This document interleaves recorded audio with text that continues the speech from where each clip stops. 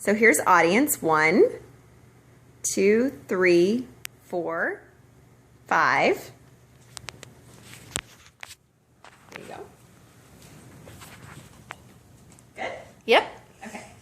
So when I hear someone mention the country of Cuba, the first things that come to my mind are good food, communism, and Ricky Ricardo. But I'm here to tell you tonight how there is so much more to Cuba than its Communist Party and a character on a television show.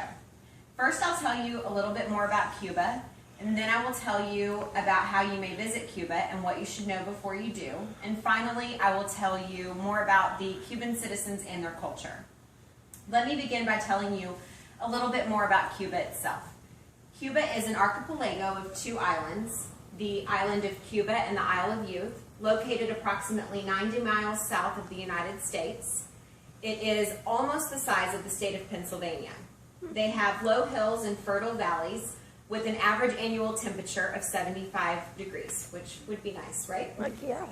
The Land and Climate section on Cuba by Culturegram's World Edition also says that May through October is their wet season when rain and hurricanes are more prevalent. Cuba is a socialist state operating under the Communist Party. Fidel Castro, the well-known president, stepped down in 2006 and was replaced by his brother Raul.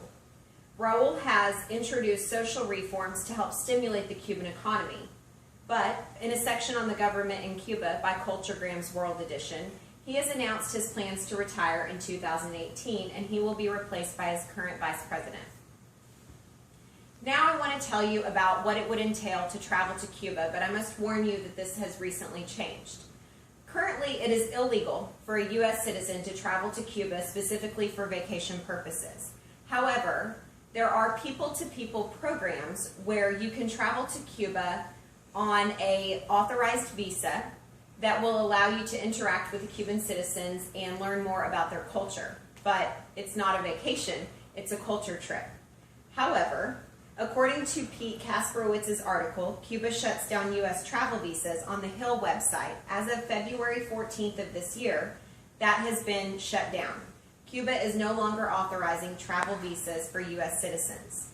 The only way that a U.S. citizen can legally travel to Cuba as of now is on a humanitarian trip. And what that means is that you would have to go with a mission group or a religious group to travel to Cuba.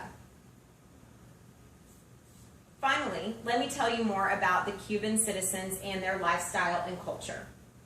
There are several integrated ethnic groups in Cuba, but 65% of the country is comprised of Spanish white descent.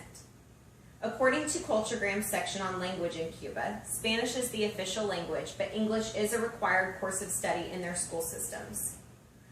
Most people don't actually practice a religion, although most Cubans will say they are Catholic. The people of Cuba are energetic and family-oriented. There is music and dancing and festivals. They are hospitable, and they like to host guests in their homes with food. Some of their favorite foods, which I'm familiar with, are flan, beans and rice, plantains, and mangoes. They have a collectivistic culture. They have strong family ties. Multi-generational families are common, and it's not uncommon for grandparents to help raise the children. As far as communication is concerned, they like to speak a lot with their hands. They make their conversations very animated, and oftentimes they will interrupt the person that they're speaking with, but it's not meant to be offensive. And they like to keep an intimate to personal distance between them and the person that they're speaking to. In terms of extracurricular activities, baseball is the most popular sport, which my ladies here are familiar with, and dominoes is a common form of entertainment in the actual home. When it comes to vacations, Cubans like to go to the beaches of Cuba or also go camping.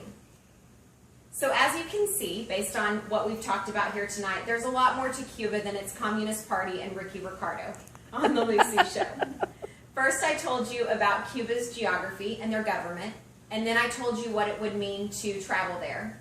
And finally, I wrapped it up by telling you more about their people and culture.